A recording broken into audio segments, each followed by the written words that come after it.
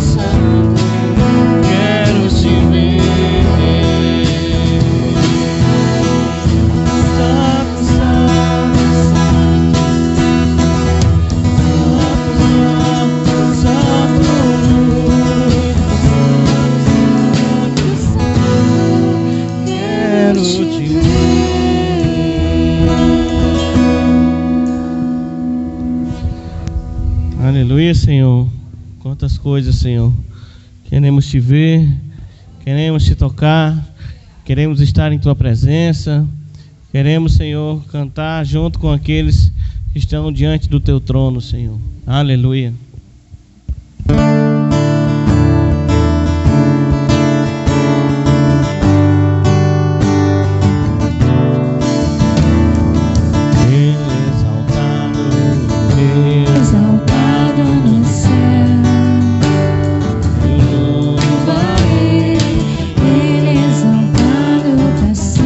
exaltado seu nome, louvarei.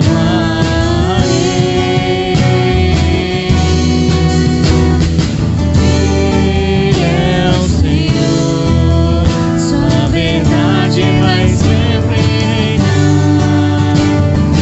Terra e céus glorificam seu santo nome. Ele é exaltado, exaltado no céu. Ele é exaltado, exaltado no céu. Louvarei. Eu louvarei, Ele é exaltado para sempre, exaltado o seu nome. Louvarei.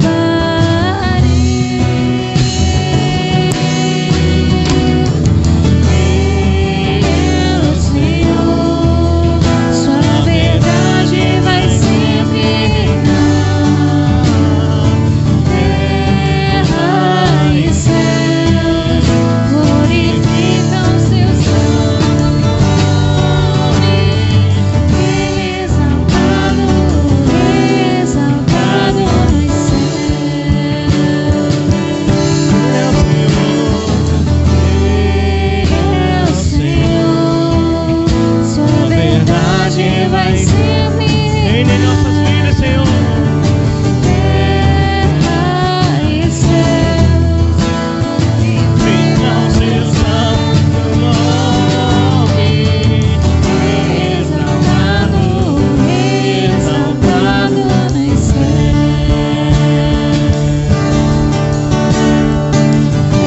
Exaltado, exaltado no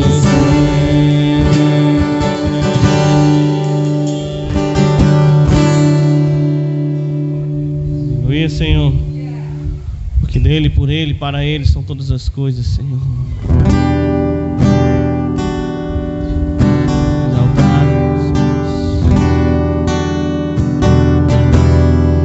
porque dele, por ele, para ele são Todas as coisas, porque dele, por ele,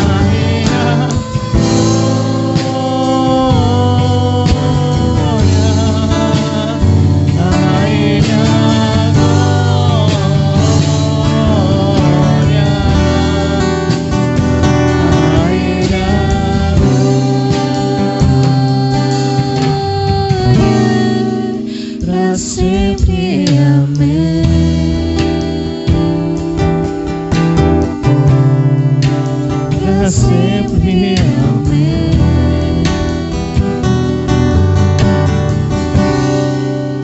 Para sempre amei. Aleluia, Senhor. Obrigado, Pai, porque podemos reconhecer, Senhor, a Tua glória, a Tua majestade, o Teu senhorio.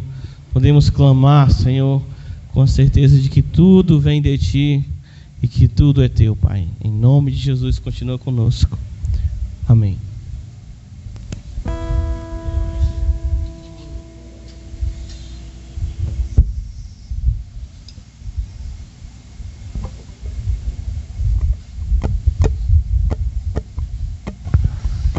Vamos orar, colocar diante do Senhor nossos dízimos, nossas ofertas, aquilo que trouxemos à sua casa.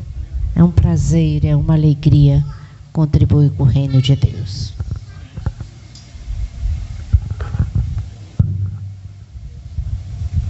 Oremos.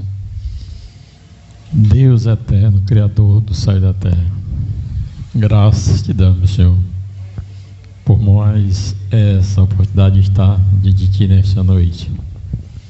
Obrigado, Senhor, por cada um que está aqui nessa noite.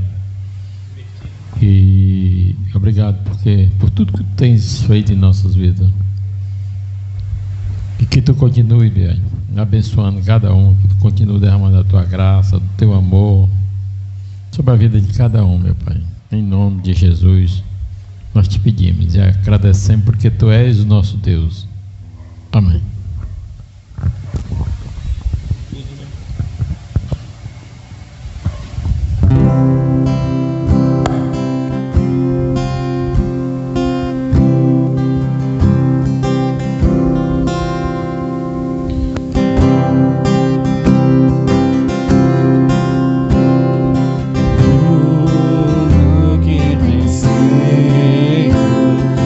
Tudo que vais fazer.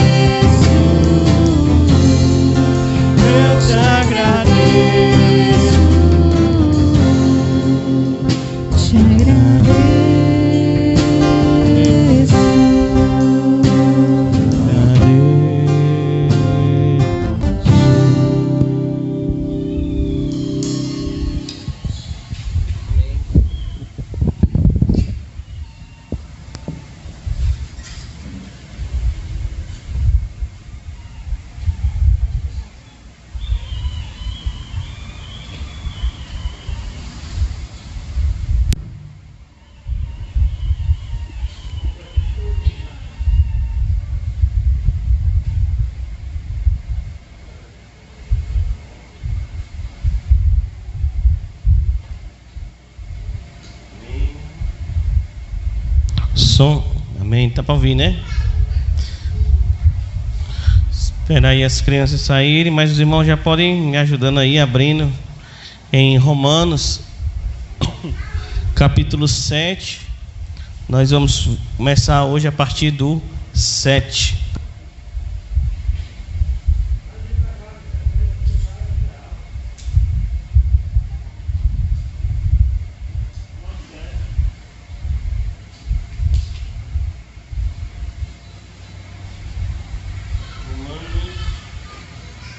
Romanos capítulo 7, nós vamos hoje ver do versículo 7 ao 12.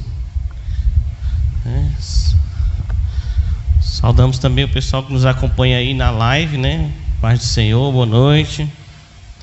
Pessoal, tem os que estão ao vivo e os que vêm depois, né? Amém. Podemos ler? Bem? Diz assim: que diremos então? Que a lei é pecado? De modo nenhum. Mas eu não teria conhecido o pecado a não ser por meio da lei, porque eu não teria conhecido a cobiça se a lei não tivesse dito: não cobice. Mas o pecado, aproveitando a ocasião dada pelo mandamento, despertou em mim todo tipo de cobiça, porque sem lei o pecado está morto. Houve um tempo em que sem a lei eu vivia, mas quando veio o mandamento, o pecado reviveu e eu morri. E verifiquei que o mandamento que me havia sido dado para a vida, esse se tornou mandamento para a morte. Porque o pecado, aproveitando a ocasião dada pelo mandamento, me enganou. E por meio do mandamento me matou. Assim, a lei é santa e o mandamento é santo, justo e bom. Amém? Vamos orar. Fala conosco, Pai, por intermédio desse texto, do que teus servos pensaram, do que teus servos viveram. Ó Deus, que nós possamos analisar, Senhor, também o pecado dessa forma, que possamos ser tratados, Senhor, pela tua instrução. E possamos sim, Senhor, nos alegrar dos mandamentos e de tudo aquilo que o Senhor prepara desde o princípio para cada um de nós. Fica conosco, Pai, em nome de Jesus. Amém.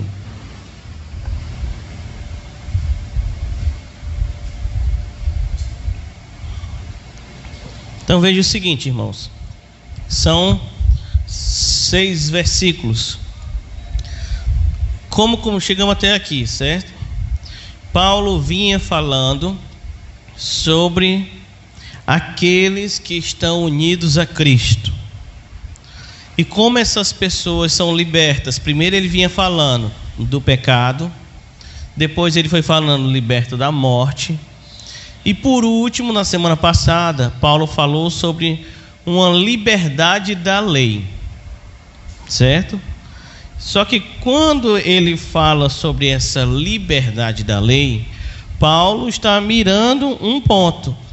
Geralmente as pessoas pegam esse lei como qualquer coisa, até a Bíblia completa eles colocam, pronto. E aí Deus agora está falando por novas revelações, e fala direto a um, direto a outro, e a partir disso, esses são os novos mandamentos, e esses aqui ficaram para trás. As pessoas utilizam esses textos assim. Só que Paulo tem um norte, tem uma visão. E com isso, Paulo utilizou ali aquela imagem do casamento para dizer sobre o poder da lei e seus limites. E ele coloca que essa lei, ou a instrução, ou a Torá de Deus, ela estava muito ligada à questão da aliança com Deus. Por isso que ele usa o casamento. E quando a pessoa morre, logo há uma mudança na forma como Ambos vivem, é nova vida, tanto para o morto quanto nova vida para o que fica. Um novo tipo de relacionamento. Dessa forma, Paulo está utilizando, dizendo o seguinte: estamos unidos a Cristo. Do mesmo jeito que Cristo morreu e a lei, ele não está mais agora sob domínio da lei, nós também morremos com eles. Então a nossa ligação com a lei não está mais sobre aquela ênfase de condenação. Faça isso para não ser condenado. Faça isso para aquilo. Não é essa relação, certo? Antes nós estávamos afastados de Deus e produzimos um fruto que Paulo fala nos versos anteriores, que era para a morte. E agora, como está a nossa vida? Ele diz assim: a nossa vida de ligados a Deus faz cada um de nós produzir fruto para a vida. E o que rege, irmãos, essa vida, o que rege aquilo que nós fazemos em casa, no trabalho, na família, certo? Não é mais uma relação de medo da morte, como condenação da lei, certo? O que rege a nossa vida é que agora nós servimos ao Espírito Santo e o Espírito Santo produz em nós fruto para a vida. Esse é o caminho até aqui. Então, quando Paulo pontua isso, alguém poderia dizer: então a lei é pecado? Já que ele faz até uma análise no versículo 6, dizendo que agora anda em novidade de vida pelo Espírito Santo e não como a letra morta, né? O pessoal também usa esse versículo para cada interpretação esquisita, certo? Paulo está justamente agora partindo desse ponto. Alguém poderia chegar e dizer assim: essa lei é pecado então? E aí nós vamos ver algumas funções da lei e qual a abordagem que Paulo fala aqui, certo? A primeira ponto, logo que nós começamos, Romanos 7:7. A lei é pecado? Ele diz assim, ó: que diremos então? Que a lei é pecado? E aí ele vem com aquela fórmula que ele está sempre repetindo: de modo nenhum, de maneira nenhuma, certo? É claro que não. E logo ele coloca um mas. Tá vendo? Quando ele bota um mas, aí ele vai dar a resposta dele. Se alguém está pensando que a lei é pecado, Paulo diz: não é, mas. Aí ele coloca, veja isso: eu não teria conhecido o pecado a não ser por meio da lei. Veja essa afirmação. Primeiro ponto: eu não teria conhecido. Veja essa palavra aí, ó: conhecido o pecado a não ser pela lei. Ponto 1. Ponto 2: porque eu não teria conhecido a cobiça. Está aí no versículo 7. Se a lei não tivesse dito, não cobice. Viu, irmão, esses dois pontos? Paulo está dizendo que conhecer o pecado e a cobiça está atrelado a conhecer a lei, a conhecer a instrução de Deus.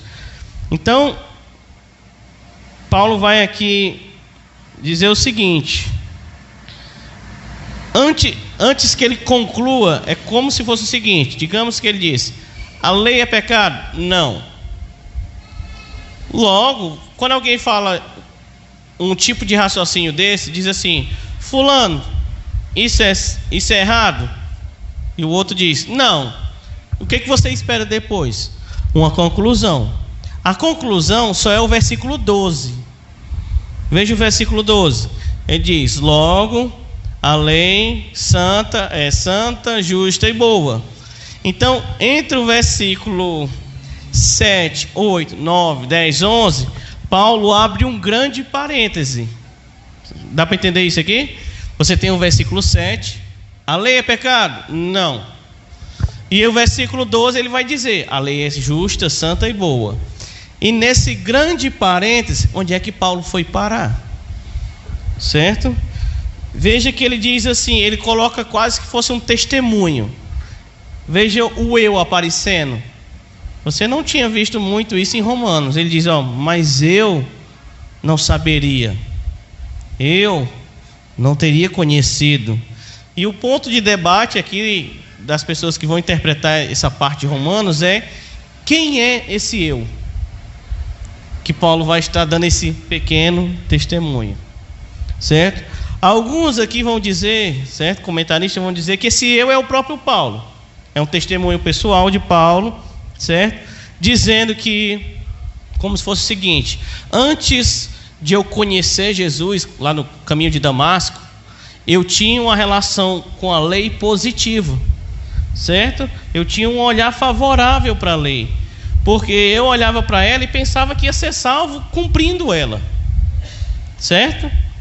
E aí ele encontra Jesus e descobre que aquela forma de ver a lei estava errado, certo? E aí Paulo começa a ver a lei de uma forma que ela prepara a pessoa para o evangelho. Como? A lei está apontando toda hora: isso é errado, isso é errado, isso é errado. E vai cercando a pessoa assim de: isso é errado, isso é errado, isso é a morte, isso é a condenação. Quando você já está cercado, eu preciso de uma salvação, eu preciso de uma saída. E aí é o evangelho, certo? Alguns comentaristas vão por essa linha para dizer que esse é o eu aqui, certo? Outros comentaristas vão aqui colocar que Paulo está falando aqui de uma forma genérica para Israel, certo? E aqui nessa tipo de interpretação seria o eu aqui, Israel. Israel sempre olhando para a lei e sempre vacilando com a lei, certo? Sempre caindo em desobediência com a lei, e aí vem a maldição da lei, um monte de pessoas morrem, e assim vai os ciclos. É interessante, irmão, quando você vai ler de uma vez, assim, lê rápido, os livros de 1 Reis e 2 Crônicas. Foi falado isso aqui terça-feira, desses livros aí. Quando você vai olhando as guerras, você vai, um dia você pense no número de combatentes. Quando Israel chega lá com Moisés, chega em Canaã, são 600 mil homens. Quando ele sai do Egito, são 600 mil homens. E quando ele chega, aí morre, né, todo mundo. Quando ele chega 40 anos depois, são 600 mil homens de novo, novos homens. Eles entram em terra, e aí continua prosperando e crescendo e tudo mais. Quando chega nos reis e nos crônicas, você vai ver, quando divide o reino, tem hora que você vê assim: o reino do norte tem 1 milhão de soldados, e o reino do sul tem outro número assim, bem exagerados. E aí vai começando, e fulano pecou, e fulano pecou. Os reinos vão minguando. O reino que tinha 1 milhão, 2 folhas depois só tinha 300. Na outra folha só tinha 150. Você percebe isso, irmão? 1 milhão de pessoas deixaram de existir, de soldados, consequências do pecado. Entendeu? Então, alguns vão dizer assim, ele aqui está fazendo uma reflexão sobre Israel, beleza? E os próximos versículos são lidos nessa concepção. Qual o caminho que nós vamos seguir aqui? Opção 3, que é Paulo vai estar meio que fazendo uma tabelinha paralelo. Ele vai estar falando como se estivesse olhando e se colocando na posição de Adão. Aí nós vamos ler um trecho de Gênesis e ler aqui. Parece o Adão falando. Parece que ele está ali no jardim vendo tudo acontecer. Certo? Vamos aqui, irmãos. Queria que você olhasse aí comigo Gênesis capítulo 2. Deu para entender aí, né, irmão? Essa volta aí que eu fiz.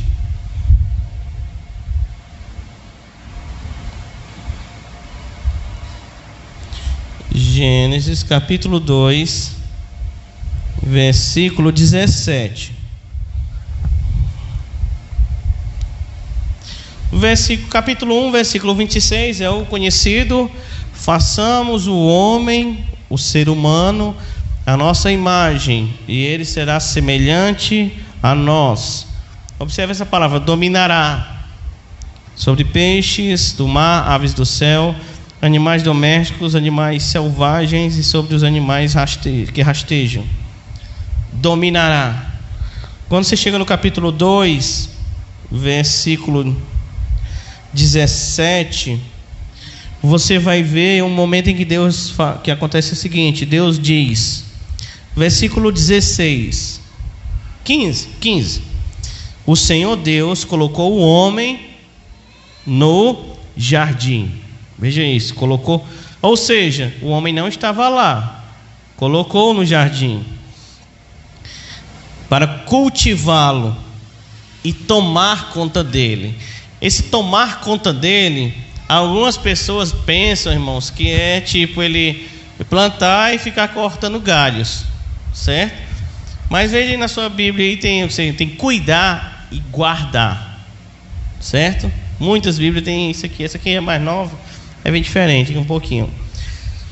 Veja isso, cuidar e guardar, certo?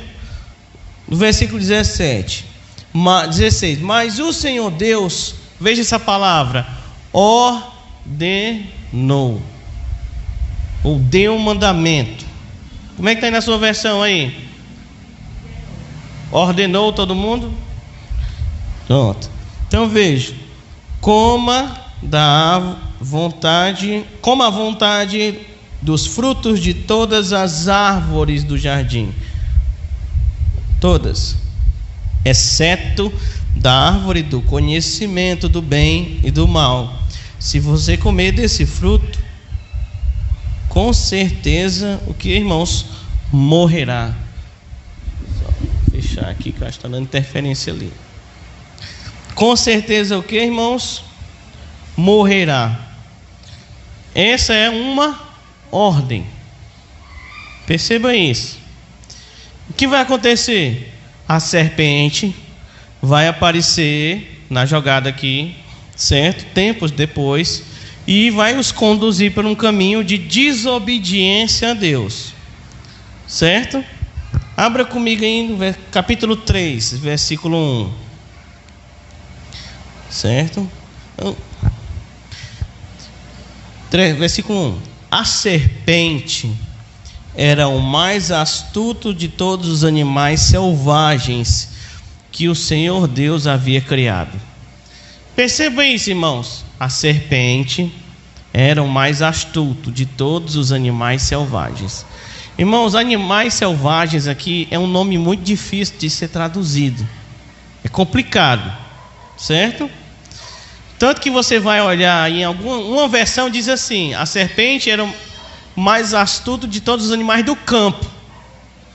E aqui é de todos os animais selvagens. Você vê, quando você pensa em campo, provavelmente você não vai pensar em animais selvagens. Outros que moram numa região mais com mais capacidade disso, já pensam nesse tipo de animal, certo? Certo é, irmãos, que isso não se trata-se de uma cobra, certo? Não é uma cobra. Já nós vamos andar. Vamos já andar mais aqui. Veja isso que o Senhor Deus tinha feito. E ela falou aí, ó. E ela perguntou à mulher: foi isto mesmo que Deus disse? Veja a palavra aí da serpente. Foi isto mesmo que Deus disse? Ou seja, ela está frisando aqui a palavra que Deus tinha dado, ou a ordem, ou o mandamento. E ela joga uma verde aqui, ó. Foi isso que mesmo que Deus disse: não comam de nenhuma das árvores do jardim. Está vendo aqui? Ela joga uma sugestão aqui, como diz o cearense, certo? E ela diz assim, ó: perceba o caráter de ordem, não comam. Vocês se lembram dos 10 mandamentos? Não matarás, não cobiçarás, não parece um aspecto de ordem. A serpente sabe disso. Versículo 2: perceba o caráter de lei, não comam. 2, a mulher responde: podemos comer do fruto das árvores do jardim. Mas Deus disse: não comam do fruto que está no meio do jardim, nem toquem nele, do contrário vocês morrerão. Quando a serpente vai falar o mandamento ou a ordem, a mulher, ela dá um vacilo aqui, porque ela coloca o não tocar, certo? Não tocar. E Deus não tinha falado não tocar, Deus tinha dito não comer. certo? Muitos comentaristas vão ver que quando a mulher dá esse vacilo, é como se a serpente tivesse jogado assim uma ideia, e quando ela dá essa vacilada assim, ela está dentro do meu raciocínio. Essa daí vai dar certo. Veja o que ela diz. Novamente a mulher fala no versículo: não comam, caráter de lei, da árvore, do fruto da árvore do conhecimento do bem e do mal. 4. Disse a serpente, a mulher: certamente não morrerão. Deus sabe que no dia em que dele comerem, veja isso, no dia em que dele comerem, seus olhos se abrirão, vocês serão como Deus, conhecedores do bem e do mal. Percebe, irmãos, que a serpente, ela diz meias verdades. Meias verdades. Como? Quando você estiver lendo isso aqui, perceba como se fosse quase um testemunho. Os irmãos vão dar um testemunho, né? Eu passei por isso. Pense nisso aqui, as palavras da própria serpente, certo? Ela está dando testemunho pessoal. No dia que dela comer, o que acontece? Seus olhos se abrirão e serão conhecedores do bem e do mal. E aqui ele coloca no meio: serão como Deus. Porque a morte não era, a física não era na hora, era gradativa. Os seus olhos seriam abertos. O versículo 7 diz que quando eles comeram, foram abertos os olhos. E conhecedores do bem e do mal, eles também foram depois que comeram. Então percebe que são meias verdades no meio de uma jogadinha aqui, certo?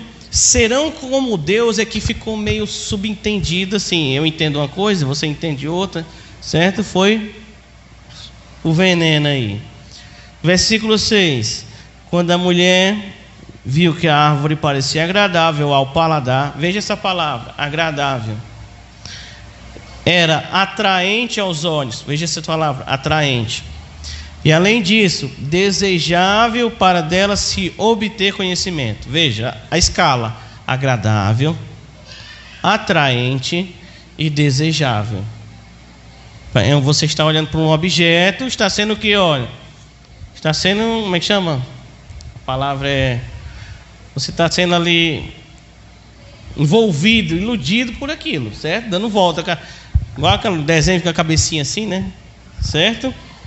Para obter conhecimento, tomou do seu fruto, comeu e deu ao seu marido, e ele comeu também. Veja lá, tomou, comeu, deu e ele comeu também. Percebe, irmãos, aqui que o que você vê aqui nesses pontos, eles estão em um lugar, na árvore, certo? Está sendo ressaltado pela serpente e por Eva a lei de não comer, certo? Perceba aí uma ocasião. O pecado me enganou, que ela vai ser enganada, e ela vai dizer isso no versículo 13. Olha, leia aí. 13. Diz assim, ó, Deus pergunta: o que foi que você fez? Ela diz: a serpente me enganou. Percebe aí? Uma pessoa me enganou. E a vontade aqui da cobiça me enganou. Certo? Agora veja o seguinte, irmãos. Eu não vou abordar aqui todos os temas aqui, senão isso aqui é uns 2 dias. O que Adão e Eva foram induzidos a desejar tanto. Pense aí, leia o texto. O que é que eles estão sendo induzidos a desejar tanto? O que aponta da história? Conhecimento, sabedoria, conhecimento da árvore, para com esse conhecimento ser como Deus. E ser como Deus é ditar as regras, certo? Porém, observe isso: o conhecimento que Adão e Eva tanto queriam era aquilo que Deus já tinha dado antes, a ordem, o mandamento, certo? O que dizia o mandamento? Não comam isso, porque isso vai dar errado, certo? o que nós vemos aqui? A sabedoria de não ir ao pecado. Perceba isso. Deus tinha dado aqui, ó, a sabedoria de não ir ao pecado. Certo? Perceba aqui, agora volte lá em Romanos 7, um pouquinho. Romanos 7:7. Veja se você não vê as palavras aqui de Adão e Eva. Quando Paulo diz: eu não teria conhecido o pecado a não ser por meio da lei. Eu não teria conhecido a cobiça se a lei não tivesse dito. Perceba que o que disse que aquele fruto era errado foi a ordem de Deus. Foi conhecer aquela ordem de Deus que disse: olha, aquilo ali é errado. Foi conhecer a ordem de Deus que tornou aquele objeto, o que através da palavra da serpente, da lembrança, vai tornar aquele objeto que eles passaram dias e dias sem nem olhar para ele, sem nem fazer diferença, mas é o ressoar do mandamento na palavra da serpente que faz aquela mesma palavra que trazia vida a eles se tornar em uma coisa agradável, desejável, certo? E que eles precisavam muito. Está dando para vocês perceberem esse raciocínio aqui? Amém? Então veja, irmãos, aqui o que Paulo está dizendo é que a instrução de Deus traz conhecimento. Não traz? Ele não diz, ó, sem a lei eu não teria conhecido o pecado, sem a lei eu não teria conhecido a cobiça. Ou seja, a lei, a instrução, ela traz o conhecimento. Só que eles, ó, não se tocaram disso. E tantas as pessoas olham para a lei só com aquele aspecto negativo, enquanto andar por aqueles preceitos vai fazer você viver, certo? E aí eles não se tocaram disso, a sabedoria de não ir ao pecado, à escravidão, certo? Note aqui, irmãos, nesse versículo 7 de Romanos, a cobiça, o pecado sendo desenvolvido como uma cobiça, certo? Perceba essa evolução. No nosso texto, o pecado vai evoluindo, porque Adão e Eva não pecaram antes, eles estavam folha branca, mas foi desenvolvido primeiro com a cobiça, certo? Paulo diz: nunca teria provado, conhecido a cobiça, se não fosse antes o que? Alertado, informado do problema. Então perceba que só nesse ponto aqui, irmãos, a lei fornece conhecimento da vontade de Deus. O que é a vontade de Deus em uma palavra? Bom. E a lei fornece conhecimento do que não é a vontade de Deus. E o que não é a vontade de Deus? Mal. Então veja como bom e mal já estavam na ordem. Não como. Vai dar errado. Bom e mal. Bom se você seguir. Mal se você fizer o contrário. Então a lei, ela fornecia já o conhecimento do bem e do mal, certo? O que é a vontade de Deus e o que não é a vontade de Deus estão impactados aqui onde agora? No coração. Enquanto a serpente está falando, certo? Então o que é a vontade de Deus, irmãos, nos dá vida e nos mantém na aliança. E o que não é a vontade de Deus traz a morte, traz o pecado e quebra a aliança, certo? Então tudo está se desenvolvendo primeiro no campo da cobiça. E como é que os rabinos, certos, liam isso que nós estamos lendo aqui, Gênesis 2 e 3, na época de Paulo? Eles diziam o seguinte: a lei se resume em um mandamento: não cobiçarás.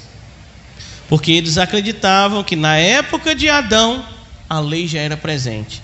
Tem rabinos que acreditam que a lei já existe antes da criação. Tem um desenvolvimento deles sobre isso.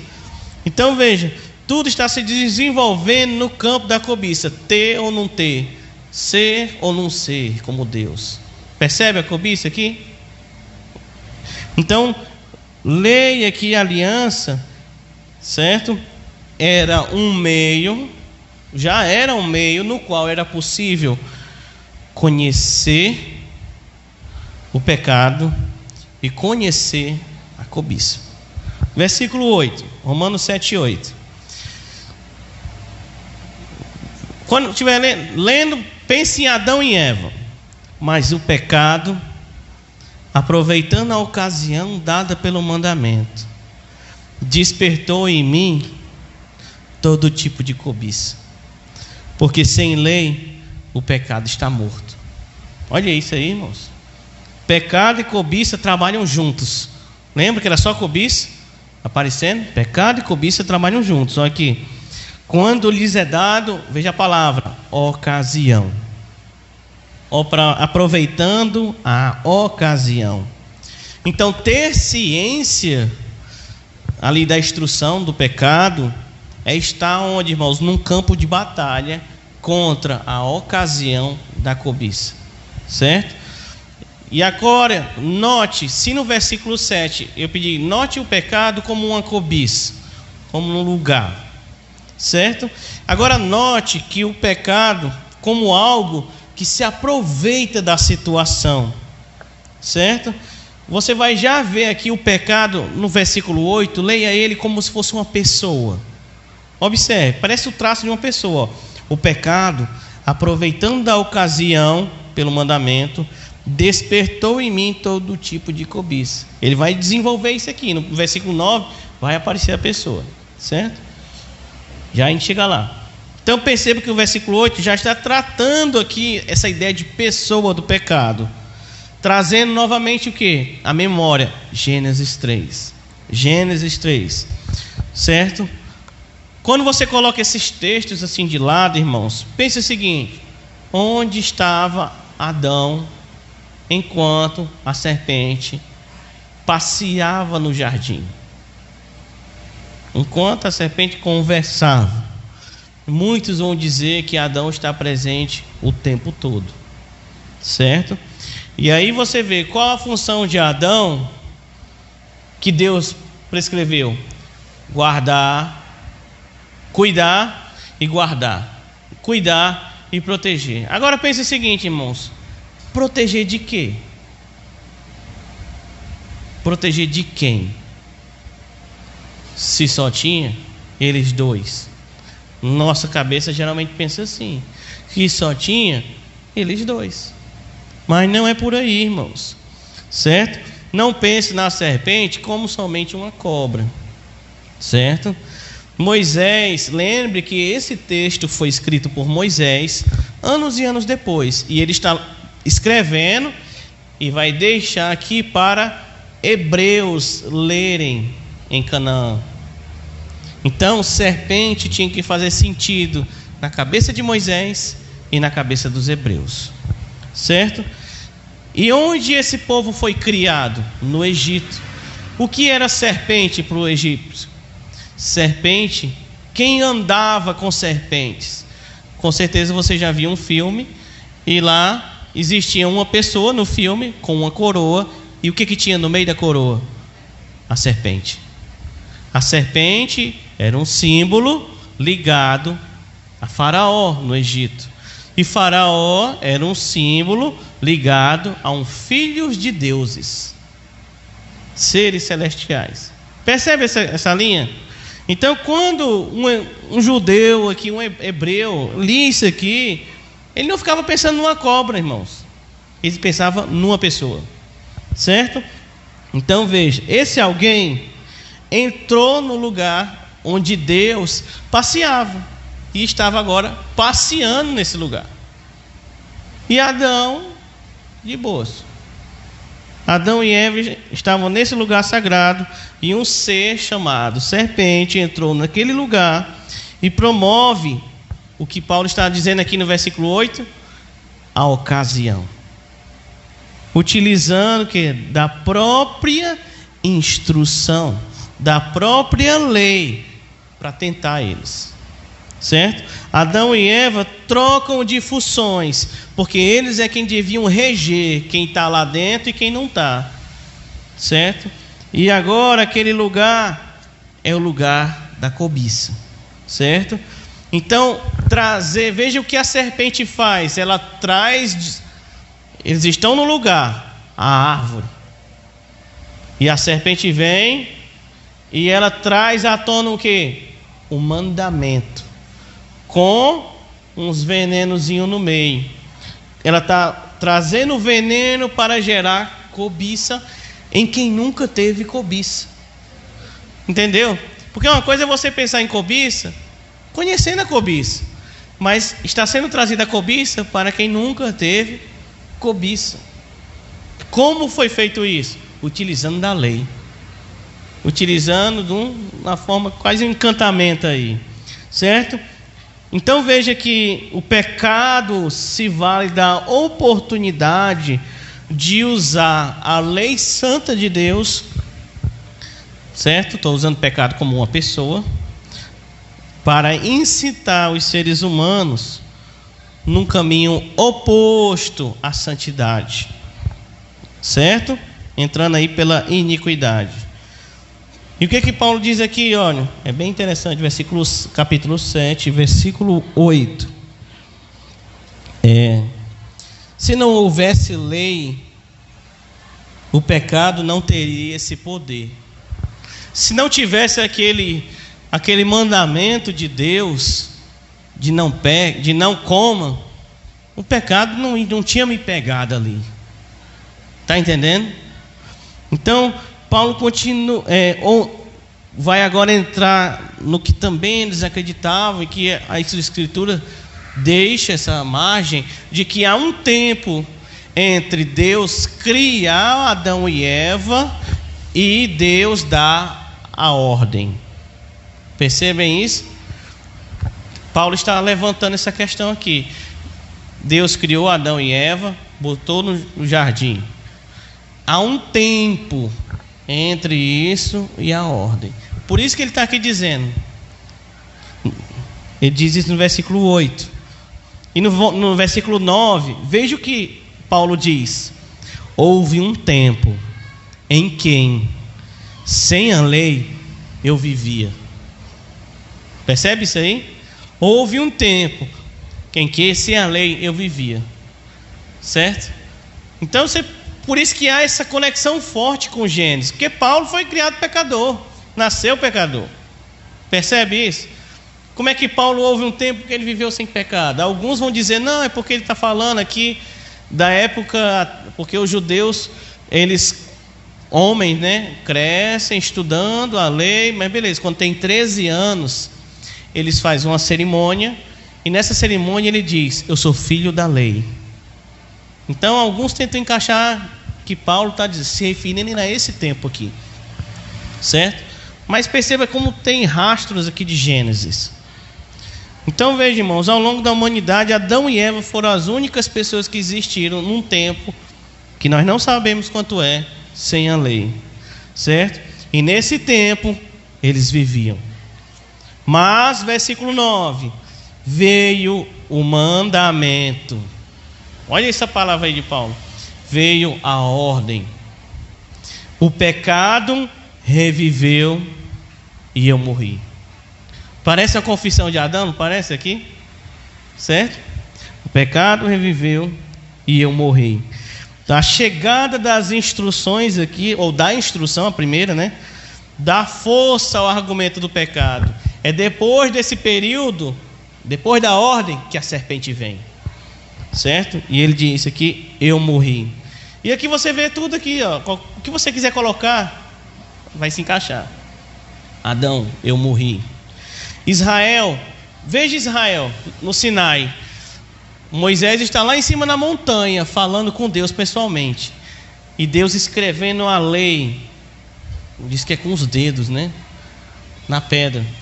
E enquanto isso, Israel morrendo no pecado, lá embaixo no bezerro. Certo? E aí cada ser humano morrendo. Se encaixa em qualquer pessoa. Adão e Eva comeram e no mesmo instante há a separação, a morte espiritual, certo? As consequências do pecado, a primeira morte espiritual, um afastamento. O que isso traz? Perceba as consequências quando você estiver lendo Gênesis 3. Eles descobrem que estão nus. Como? Fruto do pecado. Eles têm medo. Fruto do pecado. Eles desejam esconder-se. Fruto do pecado. E aí, depois que Deus vem, trabalho angustiante. Ainda que tem um versículo que é difícil de interpretar: desejo da mulher em dominar o marido, é o que muitos falam, dores de parto, expulsão do jardim, corte do acesso. E onde é que eles vão morar? No lugar diferente, o lugar da morte. Versículo 10, Romanos 7:10. Olha isso: e verifiquei que o mandamento que me havia sido dado para a vida, esse se tornou mandamento para a morte. Perceba isso, a ordem divina, a sabedoria divina foi anunciada para quê? Para preservar a vida deles, vida física e vida espiritual. E esse mesmo mandamento tornou-se o quê? Ação da serpente, ocasião da morte. Porque a instrução causou neles ali, com esse uso errado, um efeito contrário. Aquilo que era para dar vida, traz a morte. Por que, irmãos, que isso vai acontecer agora também conosco? Porque nascemos em pecado e somos inclinados ao pecado. E isso faz das pessoas nascerem e viverem toda a sua vida num ambiente onde o pecado e a morte funcionam como anestesia. Certo? Para esse afastamento e essa rebelião contra Deus. É vivendo em pecado, é crescendo em pecado, destruição após destruição, cobiça em cobiça, só trocando de coisas e pessoas por todo lado. E muitas vezes isso não parece ruim para as pessoas, certo? Perceba aqui que a morte trazida pelo mandamento, nessa confissão. Isso é a consequência daqueles que andam cada vez mais afastados de Deus. Versículo 11. Porque o pecado, olha lá, uma pessoa. Porque o pecado, aproveitando a ocasião dada pelo mandamento, veja isso, me enganou. Como é que o pecado me enganou sem ser uma pessoa? Está vendo? O pecado me enganou e por meio do mandamento me matou. Certo? Aproveitando a situação aqui, ele vai colocando, me enganou. Então veja aqui como o pecado como uma pessoa. Em Gênesis é a serpente. Certo? E Paulo vai utilizar a mesma palavra, irmãos, porque a Bíblia ela foi traduzida para o grego entre o período do Antigo Testamento para o Novo Testamento. Então a Bíblia que Paulo lia era a Bíblia em grego, certo? Muitos dizem que Jesus também lia essa Bíblia em grego, certo? Que é a Septuaginta que eles chamam. Se você chegar lá na Bíblia, e ele escreveu isso aqui em grego, se você pegar Gênesis 3:13, Eva diz: a serpente me enganou. Se você pegar esse texto em grego, 7:11, me enganou. Se você pegar Paulo utilizando em 2 Coríntios 11:3, Eva diz que me enganou. Em 1 Timóteo 2:14, nos 4 textos, um de Gênesis e nos 3 que Paulo escreve, é a mesma palavra. Portanto, a gente sempre está fazendo essa ligação de Gênesis. É tipo como fosse um link. Tem aquela palavra, me enganou. Aí Paulo pega lá, traça uma linhazinha e bota bem aqui, ó. A serpente enganou. Certo? A serpente, o pecado no jardim, pecado na humanidade, pervertem o que? Essa lei de Deus, essa instrução de Deus santo. E transforma aquilo que era bom, santo e justo, em desobediência. Perceba que quando nós estamos lendo lá o relato de Gênesis, depois que a serpente utiliza o mandamento da forma errada, o pecado parece necessário, o pecado parece desejável e o pecado parece bom. É isso que está lá dizendo, é o contrário, certo? Esse cenário, irmãos, de o pecado parece necessário, desejável e bom, é um cenário que é sobre todos. E esse cenário aí parece brilhando o tempo todo sobre as pessoas. Somente o Espírito Santo, que é isso que nós estamos caminhando para Paulo dizer isso. Só que é muito assunto. Lá na frente, capítulo 7 e 8, Paulo vai continuar a história.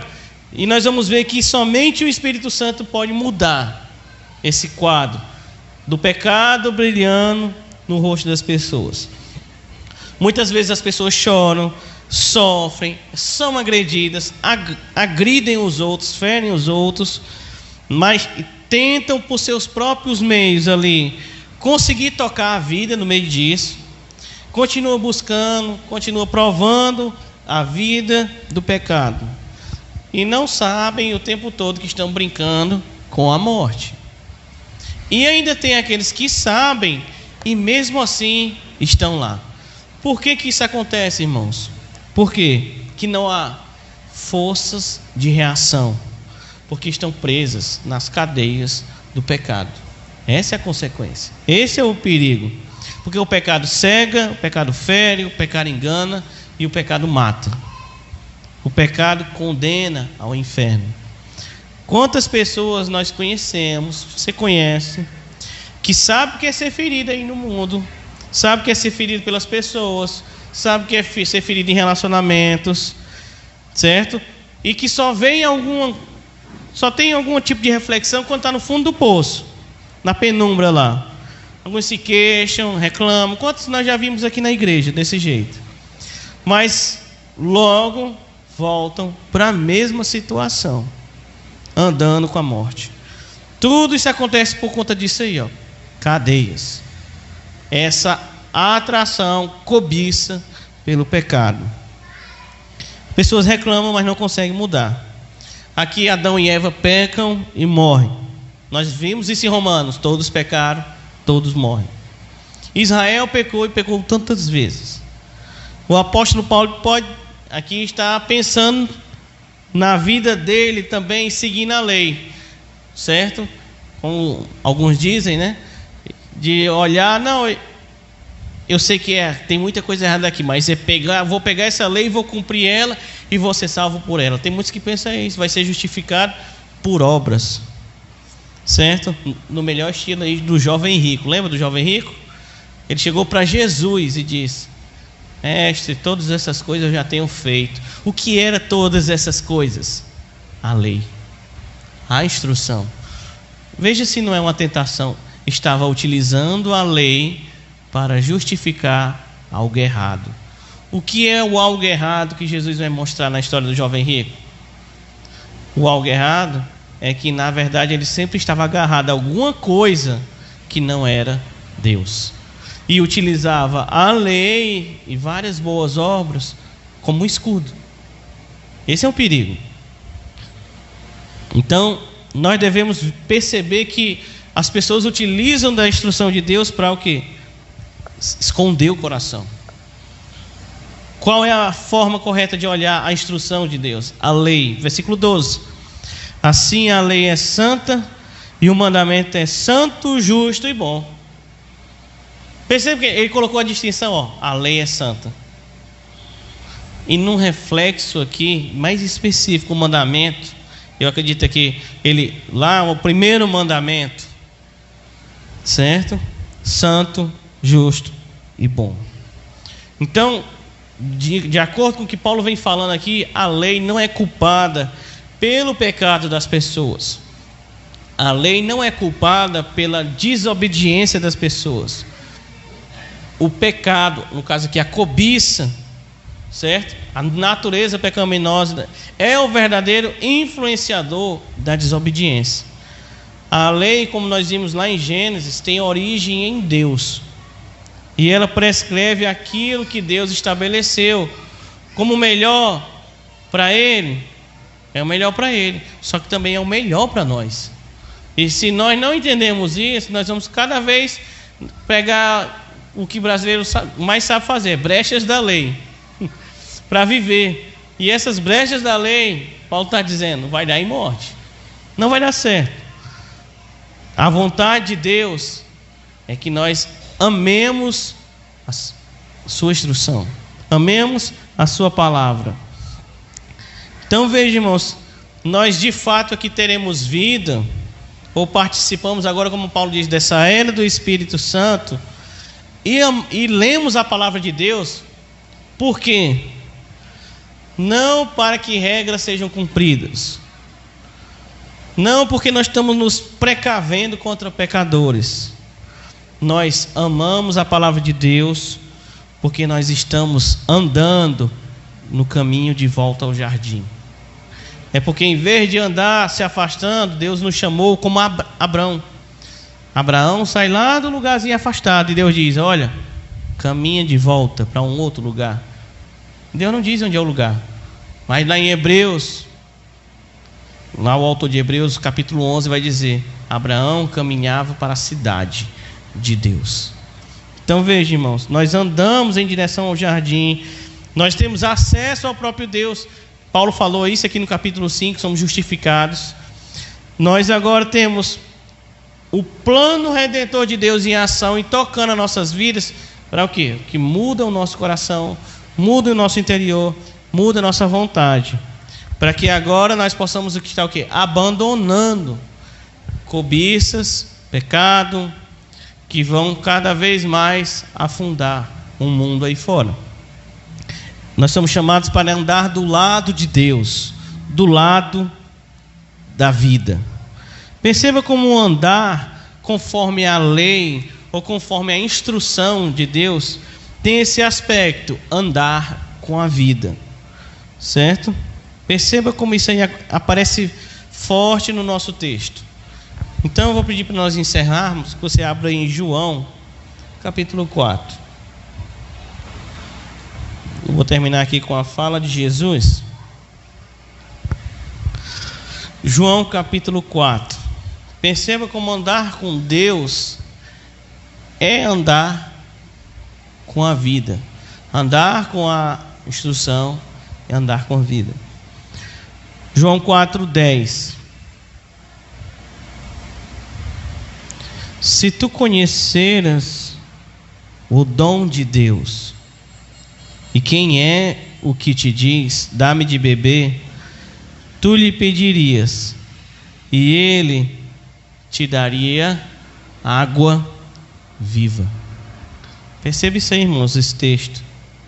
Lembra lá do que fez Paulo? Está falando sobre aquele assunto em Romanos 7:7. 7:7 em diante. Ele tinha dito no capítulo 6, versículo 23, porque o salário do pecado é a morte, mas o dom gratuito de Deus é a vida eterna. Há uma ligação, dom gratuito e vida eterna, e Cristo Jesus.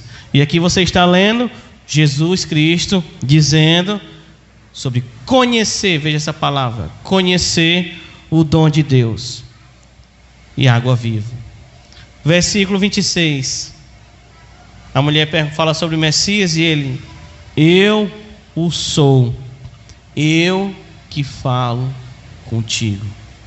Veja essa palavra aí, eu o sou. Deus em terra, irmãos, aí, viu? Deus em terra, veio falar com a mulher. Não é interessante? Veio falar com uma mulher. Lembra da história? A mulher me enganou, a serpente me enganou, a mulher disse. E aqui está lá Deus em terra, indo atrás de uma mulher que já tinha sido enrolada muitas vezes aí na vida. E aí Deus vai lá conversar com ela.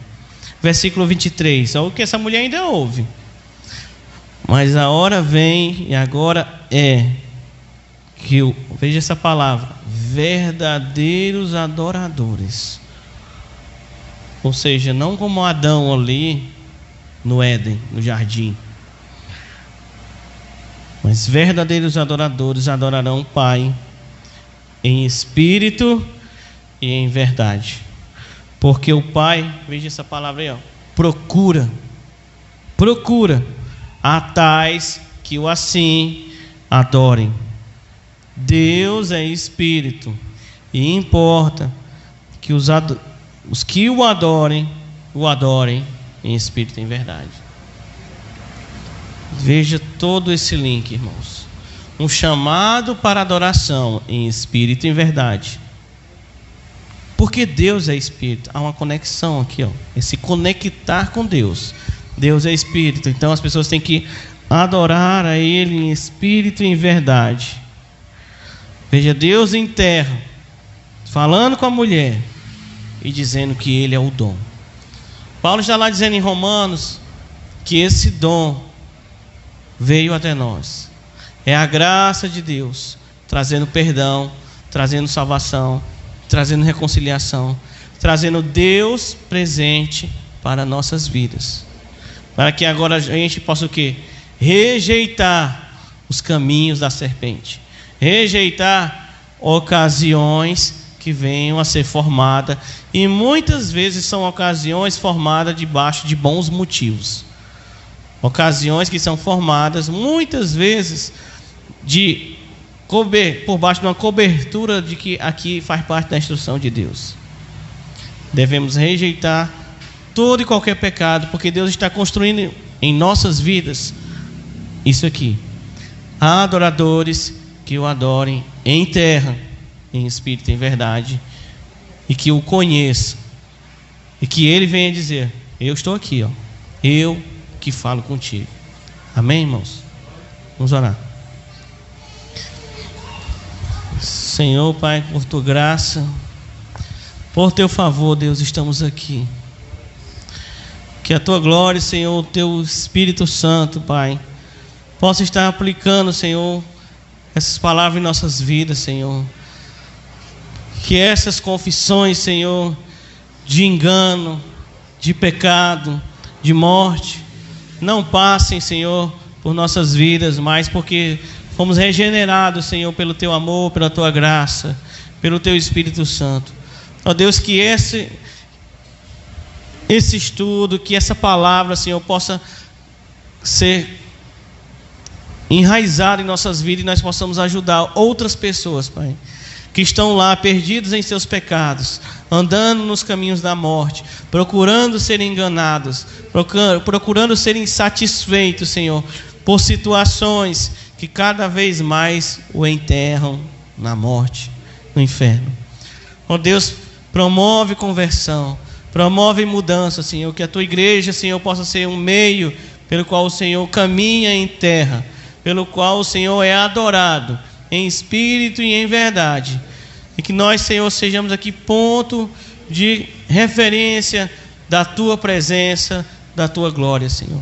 Que o pecado, Senhor, esteja cada vez mais sendo rejeitado, afastado, enquanto caminhamos de volta, Senhor, à Tua presença, Pai. Em nome de Jesus, amém, irmãos. Amém.